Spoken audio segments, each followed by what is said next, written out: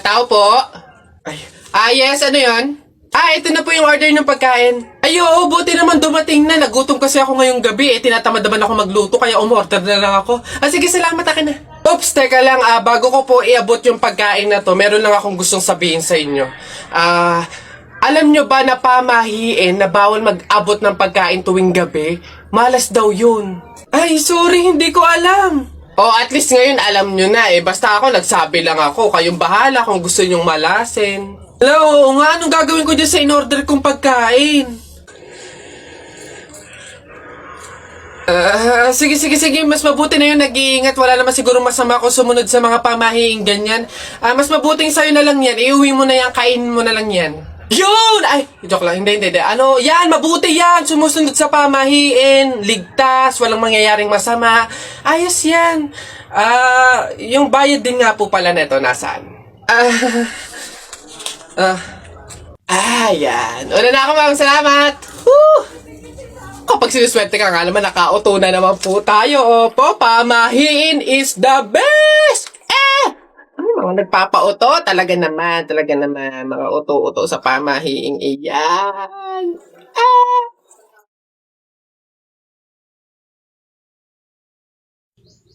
Babe. Babe, bakit? Alam mo ba, sabi ng lola ko, kaya daw tumatangkad yung mga lalaki kapag daw natulian na. Gaya mo, siguro kaya ka tumangkad simula lang nung natulian ka nung bata. Hindi naman siguro yung totoo, babe. Bakit naman? Bakit naman ako matangkad ako pero hindi pa naman ako tuli? So, hindi ka patuli? Oo, pero baka next week, magpapatuli na rin ako kasi... Babe! Babe, teka lang, papatuli na talaga ako, wait lang!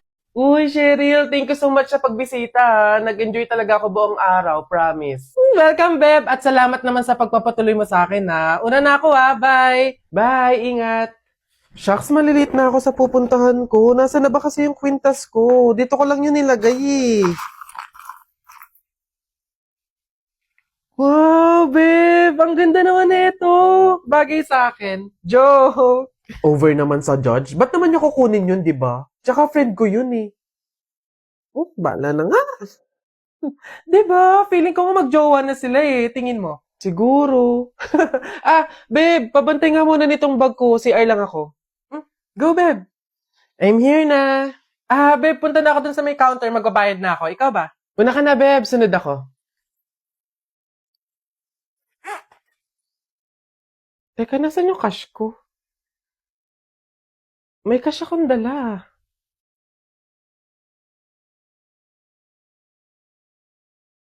Hindi kaya... Pero imposible. Imposible talaga. Kaibigan ko siya eh.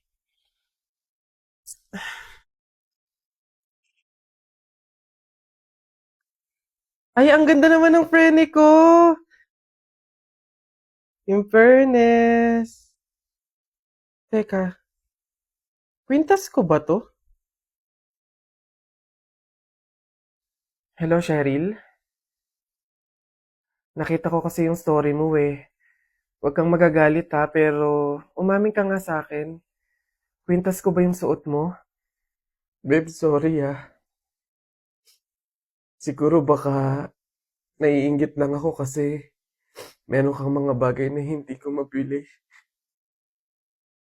Yung kwintas na kinuha ko sa'yo, ganong kwintas kasi yung gusto kong regalo sa nanay ko eh.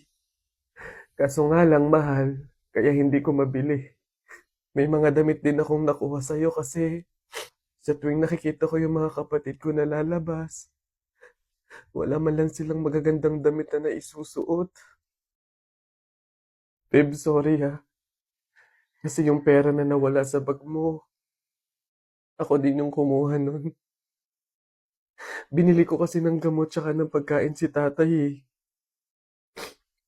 Kasi noong mga panahon na yun, nasa hospital siya. 1 linggo na kasi siyang may sakit. Babe naman, sana nanghingi ka na lang or nanghiram. Babe, tutulungan naman kita hanggat sa kaya ko eh. Kasi kaibigan kita. Babe, wala talaga kung mukhang maiiharap sa'yo. At wala akong ibang masabi kundi patawad. Kasi sa kabila ng pagkakaibigan natin eh, nagawa ko pa yun sa'yo. Pero nangangako ako na kapag ako nakaluwag-luwag, maiibalik ko din lahat yun sa'yo. Alam mo, ang hirap naman talaga ilaban ng buhay tsaka ng mundo eh. Ang daming mga kasamaan, pagsubok, kahirapan. Darating talaga sa punto na idadapa ka ng mga yun. Pero sa kabila ng yun, kahit hindi na natin alam yung gagawin natin, piliin pa din nating lumaban ng patas. Magpakabuti kahit hirap na tayo sa pagdadala ng buhay. Masaya sa pakiramdam yung ganun eh. Basta lagi nating tandaan na walang masama sa paghihintay. May kapanahunan lahat ng hinihiling natin.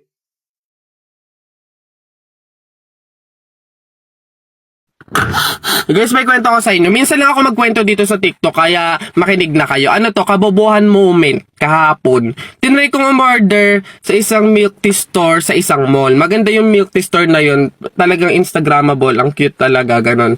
Pero bago ko umorder kasi sa mga ganong milk tea store, kinakabahan talaga ako kasi alam mo yun, parang hindi naman ako sanay sa mga ganung mga lugar magaganda, tapos parang mga pang rich kid pa yung mga nabili doon. Alam mo yun, parang ang mahal-mahal talaga niya.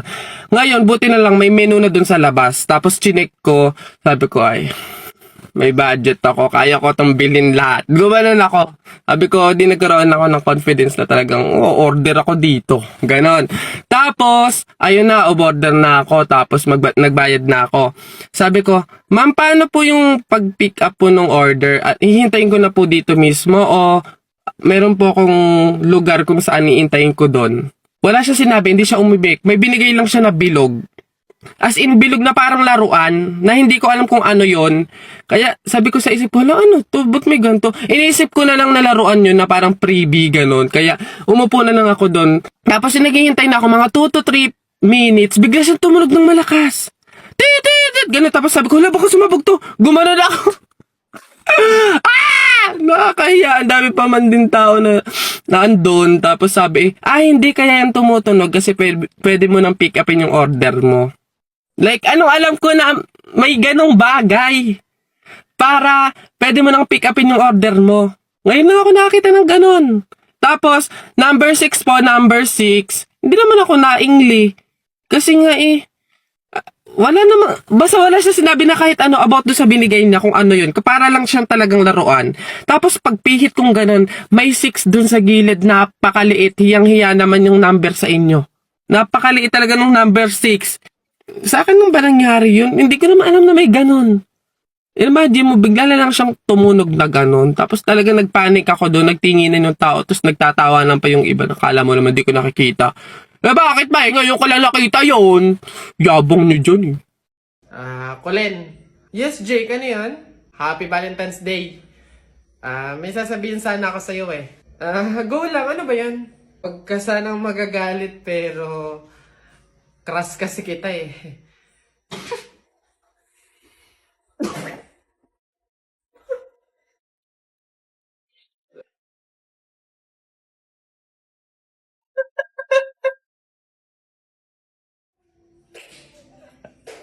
Ba't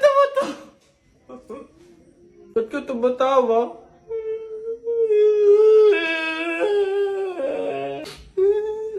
Babe! Ano yun? Ito na ang sasabihin ko na. Babe. Ano ba kasi yun? Buntis ako. Buntis ako. Huwag kang pilingera, hindi mangyayari yun. Wala kang karapatang magsabi ng ganyan. Wala kang kwenta. Grabe ka naman, panagutan mo naman ako. Babe, tigilan mo nga ako. Baka nakakalimutan mo, bakla ka. Lalaki ka, babe. Oo, may lawit.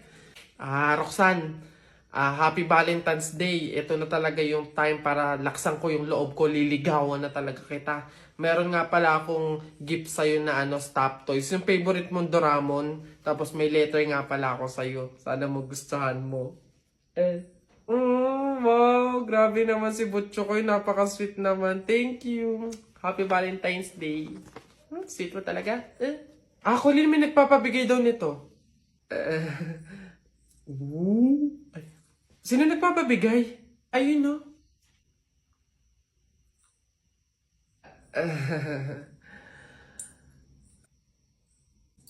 Butchokoy, hindi pa pala ako ready sa mga love life na yan, sa mga relationship na yan. Sakit lang yan sa ulo eh. Siguro, take time na lang muna, ganon. Tapos, kilalanin mo muna natin yung sarili natin. Tapos, focus pa kasi ako sa career ko, tsaka sa, sa pag-aaral, ganon.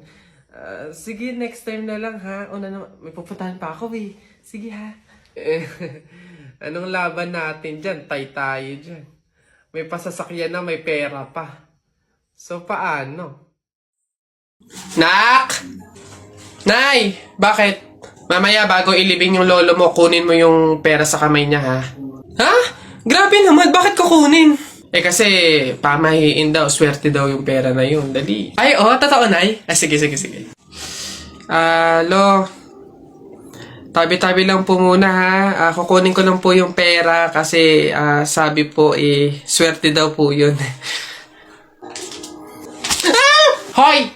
Anong swerte-swerte? Walang makikinabang na swerte ko hanggang sa huli kong hantungan. Dadaya ng mga to swerte-swerte. Ako na nga tong namatay, aagawan nyo pa ako ng swerte. Makaranas man lang ako ng swerte sa langit, do. Akin yan! Swerte-swerte. Ayan na. Diba? Besi, tignan mo. Girl, nasa mall ka, wala ka sa palengke. Ano ba yung suot mo? Wala ka bang taste? Walang style? Walang fashion? Ano ba yan, girl? Ilugar mo naman yung suot mo.